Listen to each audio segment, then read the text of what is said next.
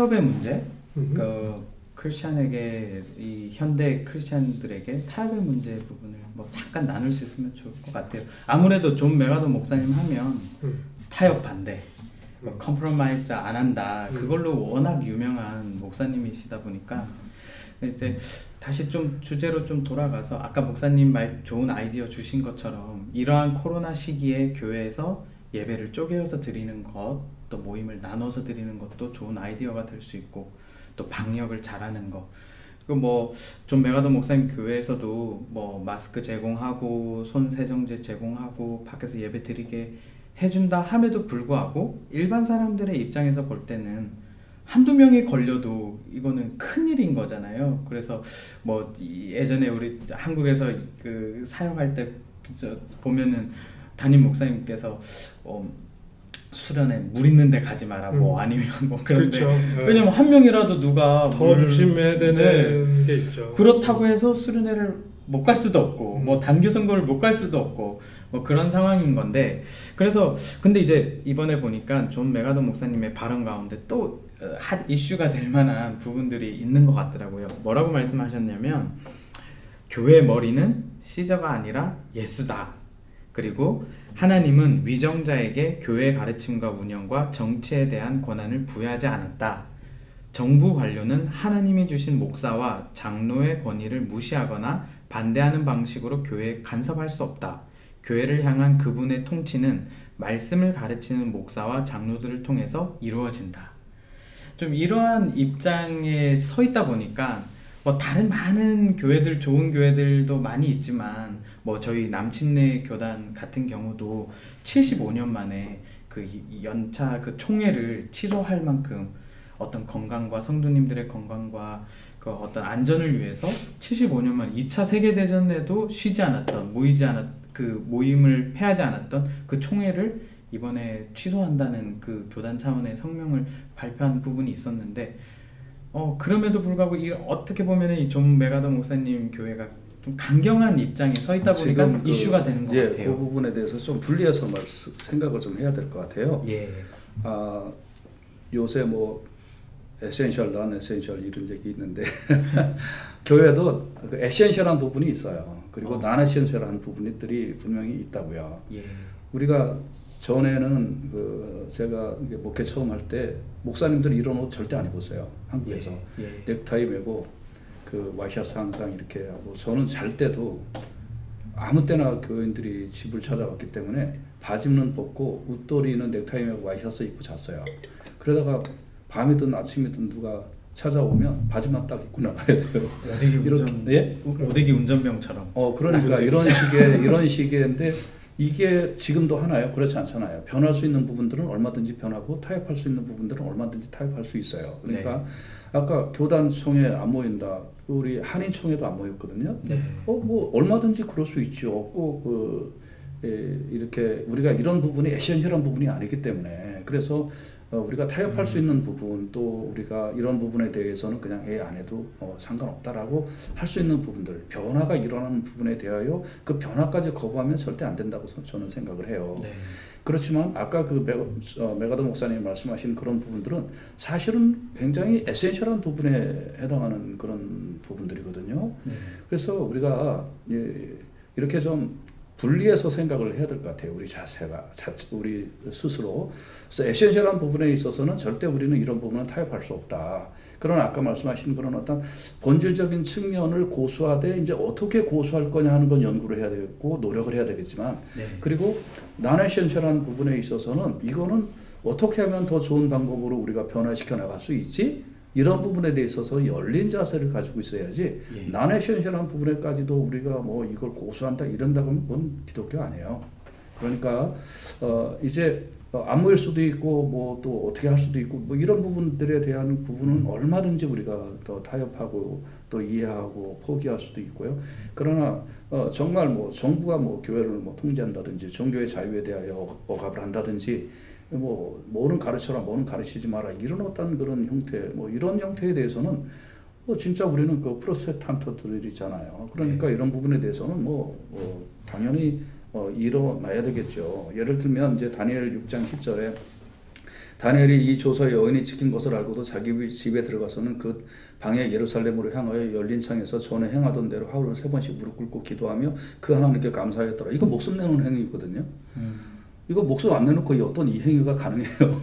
근데 이런 부분에 대하여 다니엘은 에센셜한 부분으로 여긴 거죠. 내가 하나님을 내가 섬기어야 하는 신앙의 자유의 부분에 있어서는 나는 이거 목숨 내놓겠다. 이런 부분에 대해서는 우리는 정말 본질적으로 추구를 해야 될 것 같고요.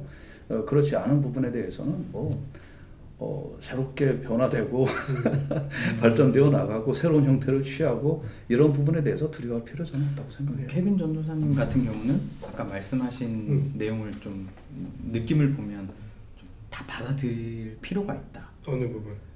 뭐 이제 어떤 고난이라든지 핍박이라든지. 그러니까 저는 지금 만약 지금 이 상황으로 딱 해서 설명을 하자면 저는 예배 너무 중요하다고 생각해요. 그리고 그 예배가 뭘 추구해야 되는지 저는 그게 더 중요하다고 생각이 돼요. 네, 그래서 뭐 막 주일날 11시 안 하면 이거 예배 아니고 뭐 축도 안 하면 예배 아니고 이런 거는 계속 우리가 싸워 나가야 되는 부분 중에 굉장히 예민한 잘라주세요 이거. 자르지 마요. 우리 교회도 지금 그렇게 하고 있어요. 우리 교회 이제는 없어요. 그런 거. 왜 맨날 이제는냐? 그러니까 그런 것들 안에서 저는 되게 요즘 그러니까 이게 성경 해석과 그리고 성경에 대해서 우리가 지금 좀 깊이 있게 좀 생각하고 하는 부분에 있어도 좀 약간 차이가 날 수도 있고 해석에 대한 차이가 날 수도 있겠지만 저는 좀 약간 예수님께서 지금 가르치고 계시고 복음서를 계속 읽었었거든요. 연초에 계속 예수님께서 계속 가르치시고 하시는 그런 상황들을 계속 보는 거예요, 제가. 그러면서 지금 예수님께서 그 안식일 날 계속 막 행동하시는 그런 내용들 있잖아요. 병을 낫게도 하고 그 제자들이 했던 것들에 대해서 변론하시기도 하고 이런 부분들을 계속 보면서 지금 누구를 계속 건드리고 있나 자극하고 있는 대상이 있어요. 보니까 제가 볼 때 그게 종교 지도자들을 계속 자극을 하세요, 예수님께서. 그리고 이제 스데반 같은 경우도 순교를 했는데 그 사도행전에서 그때 이제 스데반이 했었던 설교 중에 가장 자극되고 가장 메인으로 얘기했던 것 중에 이제 그들이 갖고 있는 그런 유대적 열심들, 뭐 특히나 이제 성전에 대한 그런 것들, 뭐 이런 것들을 탁 건드리니까 이제 그때부터 종교 지도자들은 가만히 있지 않는 그런 부분들이 나오죠. 그러면 이제 반대로 조금 다른 이슈로 이 카이사르, 그러니까 그 당시에 이제 로마나 이제 완전히 이제 전체 정치를 장악하고 있는 그들이 예수님을 이렇게 예수님과 이제 관계를 맺게 되는 그런 과정에서는 어떤 모습이 나오나. 그러니까 예수님은 그들을 막 꾸짖거나 그들에 대해서 전복해야 된다라는 메시지를 하신 것 같지는 않아요, 제가 봤을 때는. 그리고 되려 이렇게 얘기하시죠. 그 뭐 세금 문제 이런 거 가지고 탁 시비를 거니까. 그 누가복음 20장 말씀에 가이사한테 주고 그 그림 봐라 뭐 있냐 그거 주고 하나님 거 드려라. 그러면서 약간 이거를 딱 구분하시는 그런 부분이 보이고 되려 로마 사람들을 막 욕하거나 그 사람들에 대해서 책망하시거나 하는 장면은 그렇게 많지는 않은 것 같아요. 그 되려 종교 지도자들, 그러니까 이 어떤 자기네들이 지키고 있는 어떤 그런 율법적인 그런 부분들을 계속 고수해 나가고 거기서 끝나는 게 아니고 그걸 통해서 다른 이방인들이나 다른 사람들과 자기네들을 구분하면서 선민의식을 갖고 있는 그런 종교적 지도자들에 대해서는 계속 예수님께서 일가를 날리시고 계속 그걸 부시고 하시는 그런 장면이 있는데 그러니까 저는 그래서 이 복음의 에센셜, 그 복음에서 정말 중요한 가치가 뭐냐 했을 때는 그 생명이 살아나는 것, 그리고 정말 예수 그리스도의 십자가를 통하여 우리가 하나님과 하나 되면서 정말 하나님께서 원하시는 그 하나님 나라가 하나님 통치하시는 그 하나님 통치에 순복하는 그런 백성들이 많아지는 이제 그 부분에 대한 그 에센셜이 정말 좀 지켜졌으면 좋겠고 그게 우리들 안에서 회복됐으면 좋겠다. 그러니까 이런 종교적인 그런 틀을 고수하는 게 우리들의 생명 걸어야 될 부분이 아니고 정말 이 복음, 그러니까 이 십자가의 복음 안에서 예수님이 이 인류를 구원해내기 위해서 하셨던 그 일, 그거 자체를 기억하는 집단들, 그렇게 좀 우리가 더 이제 그것 때문에 목숨을 거는 그 이제 성령의 사역으로 이제 교회 인사이드에서 가능하게 되어지는 일들이고, 그거를 이루기 위하여 최소한의 행정이나 조직은 필요하겠죠. 초대교회에서 일곱 집사를 세운 것도 이제 그런 이유들이라고 볼 수 있겠고요. 근데 이제 이게 본말이 전도되어서 복음의 핵심을 건드려서는 안 된다는 거죠. 교회 조직 자체도. 그러니까 교회 조직 자체도 교회 행정도 복음의 핵심을 억압하거나 건드리면 안 돼요. 이거는 파괴될 수 있는 부분들이거든요. 변형될 수 있는 부분이고요.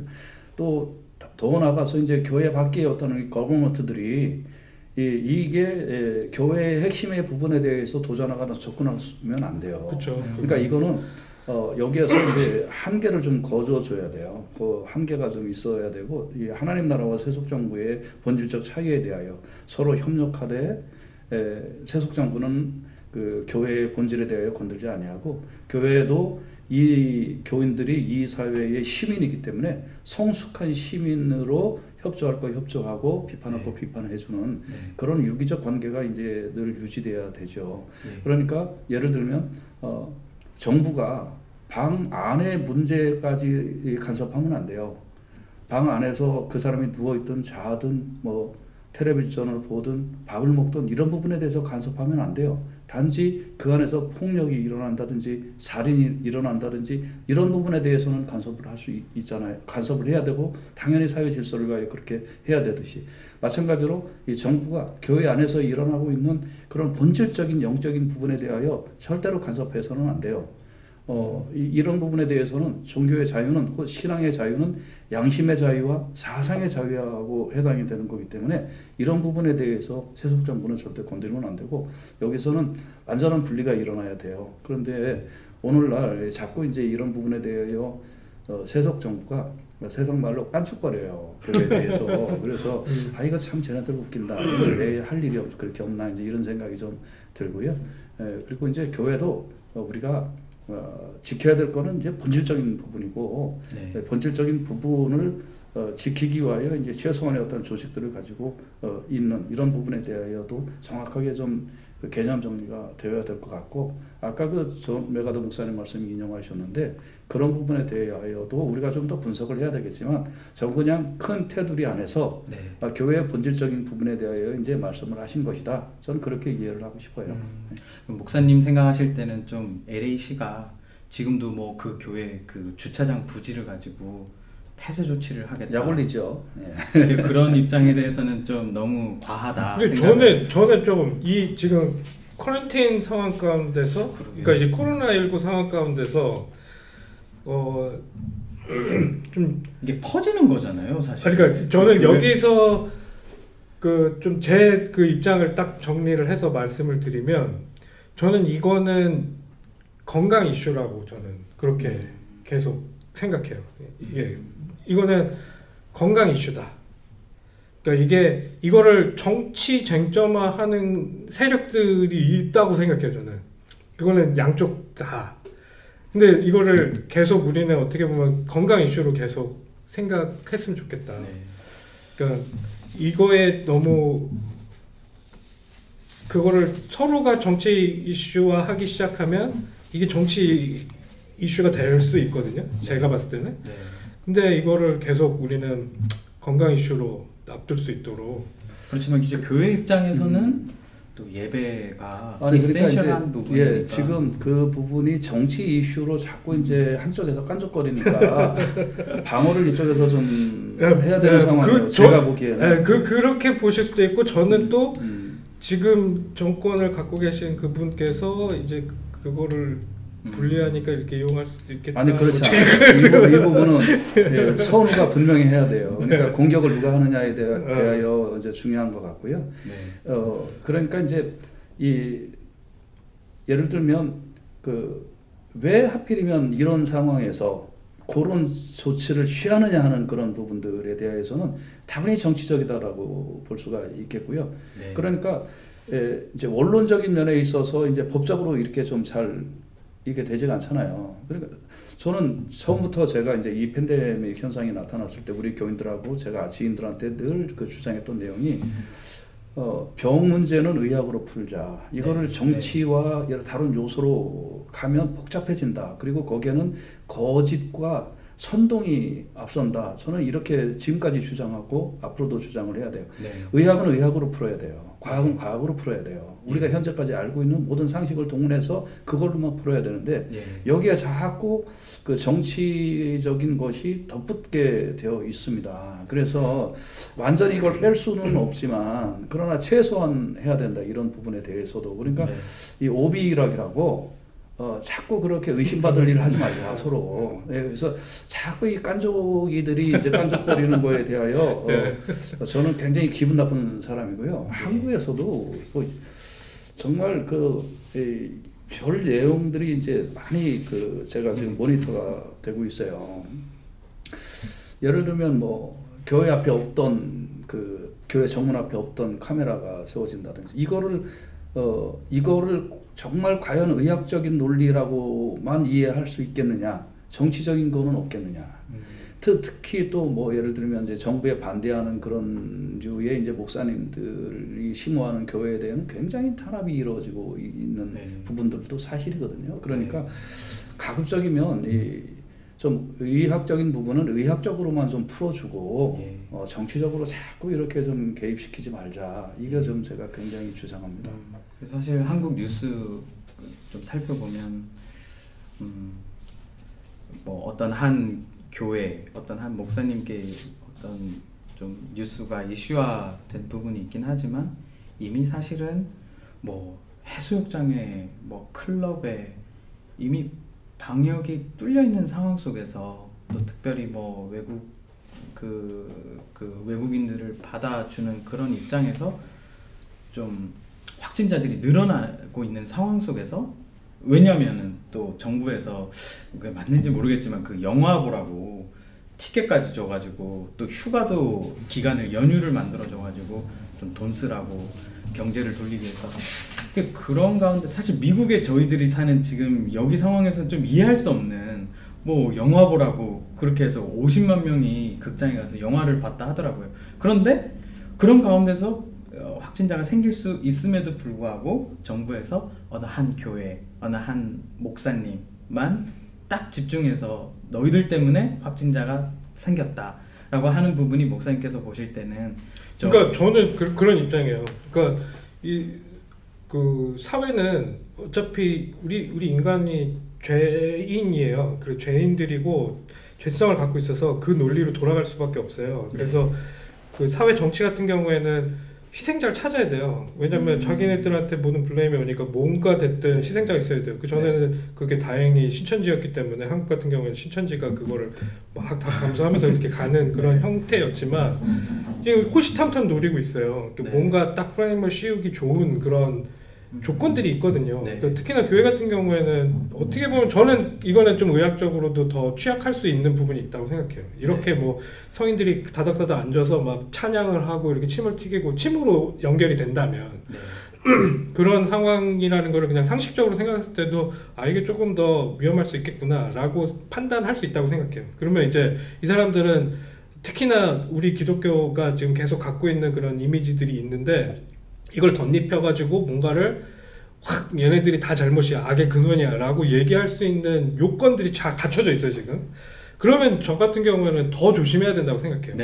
차라리 더 나서서 방역하고 더 나서서 우리가 그 부분에 대해서 좀 우리 본질을 지키는 한도 안에서 그 부분에 대해서 우리가 하는 그런 모습들 보이고 어떻게 보면 더 적극적으로 이거를 없애려는 그런 모습들을 앞에 서서 하는 그런 모습이 어떻게 보면 더 이 상황이 기회가 되고 이 상황을 통해서 더 이 기독교의 본질적인 것들을 드러낼 수 있는 그런 시대였다고 봐요. 그러니까 제가 읽었었던 그런 사회학 책 안에서도 우리가 예전에도 한번 이야기했었지만 초대교회가 또 급속도로 팽창할 수 있었던 게 전염병이었다라고 이 크리스찬이 아닌 그냥 사회과학자가 얘기를 했었는데 그때 그렇게 팽창될 수 있었던 이유 중에 하나가 사람들이 전염병을 막 죽어나가기 시작하니까 일반인들 같은 경우에는 그 죽은 사람들을 그냥 버려두고 도망가기 바빴는데 네.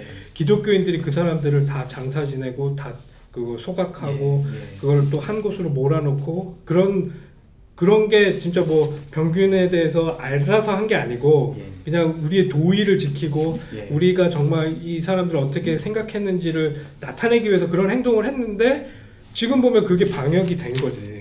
그렇게 되면서 이 사람들은 이렇게 사람들이 이 어려운 상황 가운데 이 사람들을 버리고 도망갈 때 우리들한테 와줬구나 라는 이미지가 거기에 덧입혀졌죠. 그러면서 기독교에 대한 이 사람들은 진짜 사랑하는 사람들이구나 라는 게 설명이 되면서 이제 그 기독교가 굉장히 크게 퍼질 수 있었다 이런 설명을 하는 걸 제가 봤어요.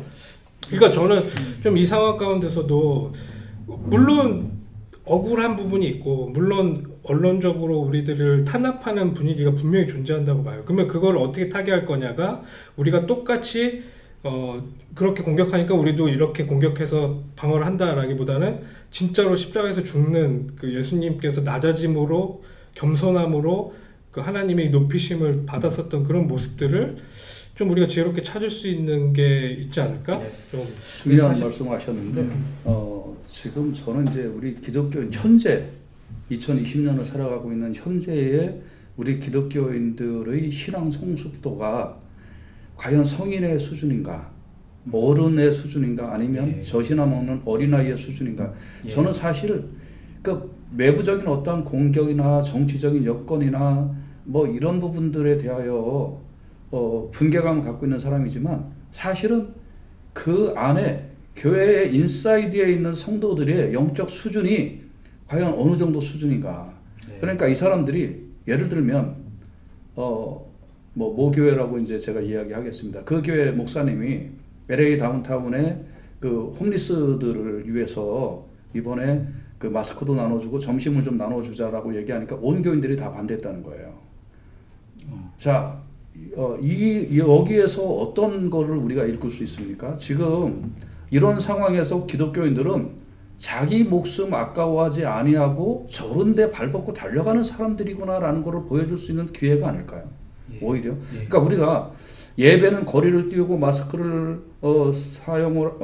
착용을 하고 이렇게 하면서 우리가 예배는 우리가 이거 타협하지 않는다. 그러나 우리는 이렇게 하면서 동시에 당신들이 가지 않는 곳에, 당신들이 힘들어하는 곳에 우리는 죽음을 무릅쓰고 가는 사람들이라는 것을 오히려 보여주는 계기가 된다면 사실은 이 팬데믹 기간 동안에 오히려 기독교인에 대한 이미지와 교회에 대한 어떤 새로운 느낌을 훨씬 더 제공할 수 있는 좋은 기회가 되지 않았을까라고 저는 생각을 하는데 이건 어디서 오느냐? 신앙적 성숙도에서 옵니다. 그런데 지금 우리가 신앙적 성숙도가 과연 초대교회 혹은 옛날에 그 어려움을 겪었던 그 시절에 아니면 일제시대나 한국의 6.25 시절에 이런 시절에 우리 크리스찬의 신앙적 성숙도에 비추어서 지금 우리의 성숙도가 과연 그럴까라는 것에 대하여 저는 목회자 입장에서 비통함을 금할 수가 없습니다.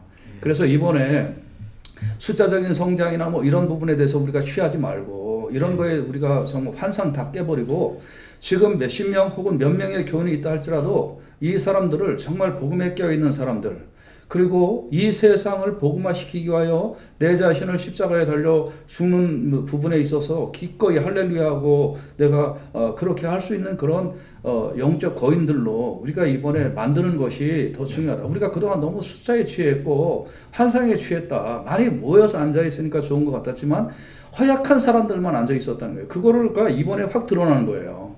이번에 교인들이 이 팬데믹 끝나도 30-40%는 교회에 절대 안 돌아올 것 같다라는 예상들을 우리가 하고 있잖아요. 이게 무슨 얘기입니까?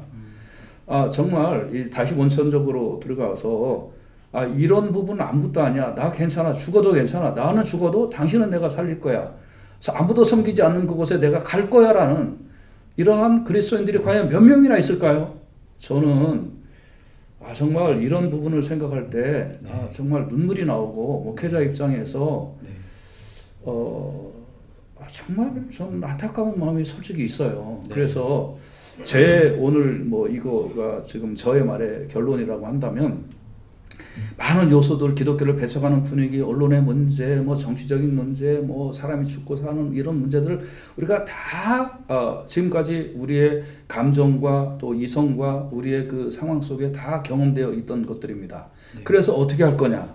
이 교회를 기독교의 본질로 돌아가고 또 신앙 성숙의 계기로 삼지 아니하면 기독교는 생명력을 잃을 것이다. 그러나 이 위기가 네. 오히려 본질로 돌아가고 모든 거추장스러운 거 다 다윗이 거추장스러운 거 다 벗어버리고 골리앗으로 나갔듯이 오직 자기의 본질 하나님을 의지하는 본질로 돌아가고 또 정말 자기의 생명을 다해서 이스라엘 커뮤니티를 위하여 내가 하나님의 이름으로 나가겠다는 이러한 신앙적 성숙으로 우리가 삼는 그런 계기로 된다면 아팠지만 좋은 기회였다. 네. 힘들었지만 그래도 하나님이 주신 연단의 기회였다라고 봐지지만 그렇지 않다면 얻은 것 하나도 없는 또 배운 것 하나도 없는 그런 혼돈의 기회에 있을 것이다 라고 생각이 듭니다. 그래서 저는 이 기회에 오히려 그렇게 새롭게 추구되는 그런 기회로 삼으면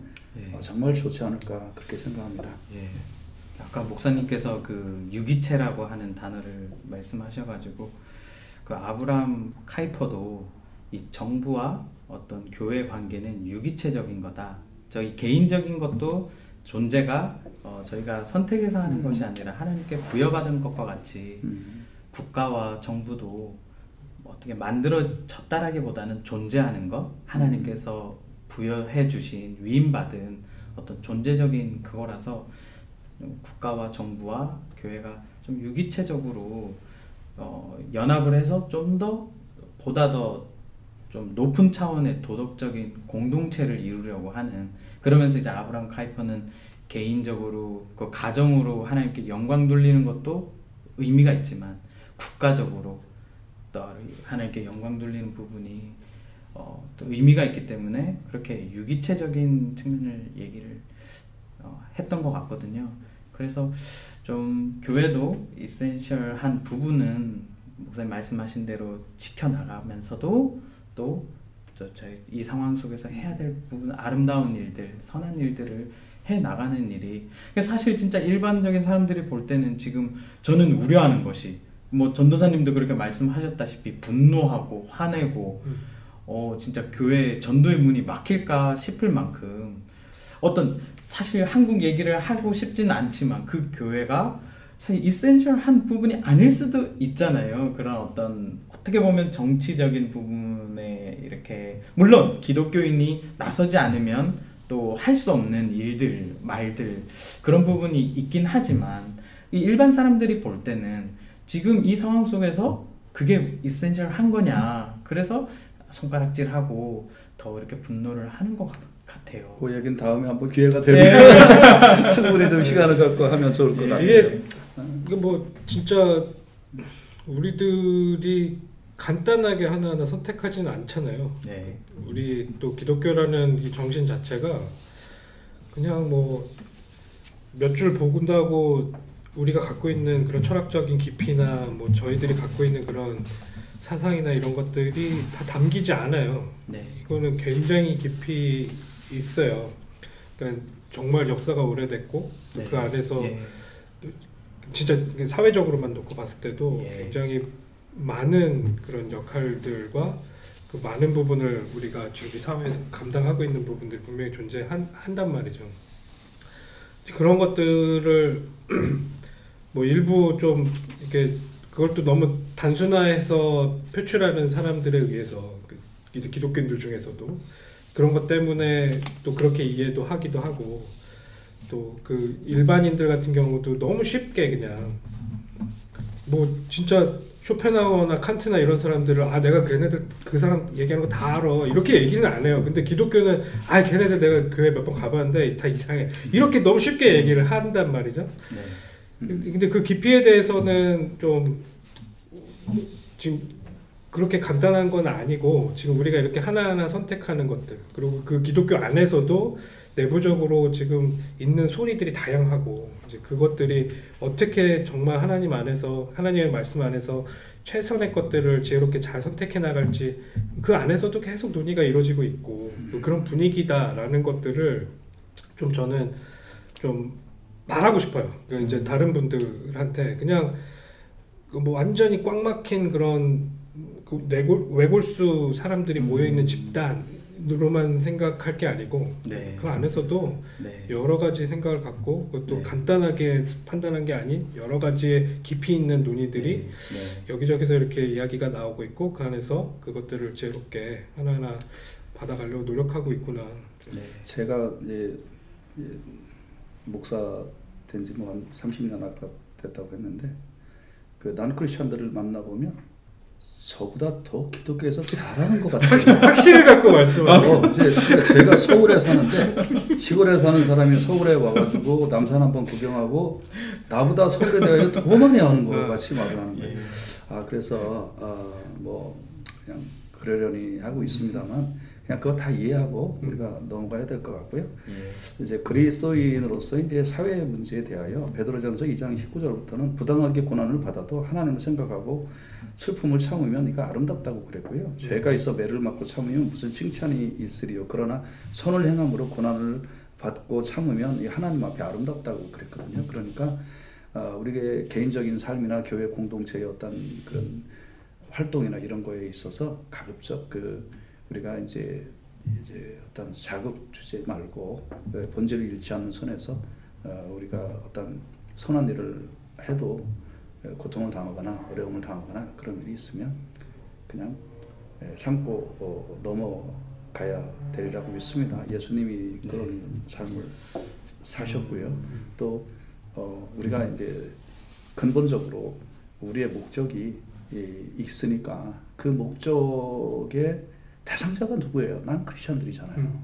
그럼 우리가 그들을 이해시키고 그들과 같이 공동체를 이루어 나가야 할 대상들이기 때문에 오해받고 뭐 여러 가지 난관의 상황이 있다 할지라도 우리가 이해하고 결국은 우리의 본연의 길을 하는 것이 중요하다. 이제 그렇게 생각합니다. 분위기가 이제 마무리되는 분위기인데 근데 목사님 좀 궁금한 게 근데 그 정부가 이렇게 뭐 좀 틀린 길로 가게 되면 사실 존 메가더 목사님도 그렇게 말씀을 하신 부분이 있는데 너무 그 동성애라든지 그런 부분을 지지하는 정당이 이제 민주당이다 보니까 민주당은 난 지지하지 않는다 얘기를 하고 나서 그러고 나서 또 트럼프가 또 이거 찬스다 해가지고 예배 후에 전화를 걸어가지고 저 지지한다 그런 얘기를 한 것이 있더라고요. 그럼 뭐 다음 주제로 또 다음에 또 이런 뭐 차별금지법이라든지 우리 크리스찬들이 현대 크리스찬들이 어떤 타협의 문제 목사님이 이미 그렇게 애매히 고난을 받아도 참으면 정말 하나님께 아름답다 이렇게 말씀하셨지만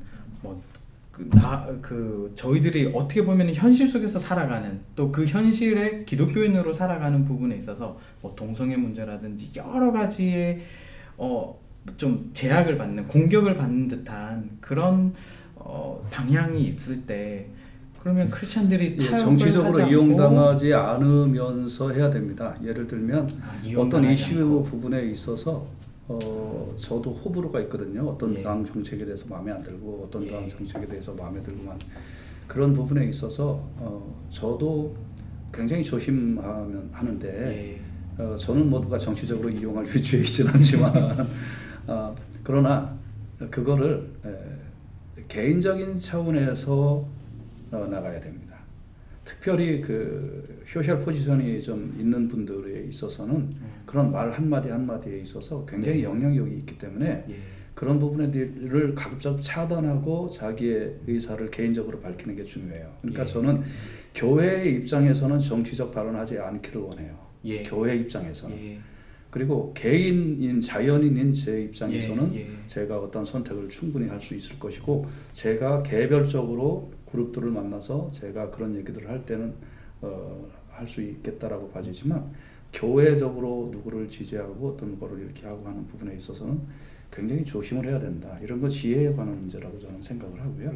예. 그리고 요새는 다양한 그 소셜 네트워크가 발달을 했으니까 네. 그런 거에 있어서 이제 개인적으로 자기가 그 입장을 표명을 해야지, 그렇지 않고 공개적으로 이렇게 하게 되면 저를 반대하는 사람들은 저를 굉장히 그 못마땅하게 여기고 그들이 가진 힘으로 또 저를 공격을 할 거고요. 네. 저를 이용하려고 하는 사람들은 또 저를 굉장히 이용을 하다가 그 상황이 바뀌면 정치는 괴물이거든요. 네. 정치는 생물이라고 그러는데 저는 정치가 생물이 아니고 정치는 괴물이라고 봐요. 그래서 정치의 상황이 바뀌면 그 괴물이 저를 잡아먹어요.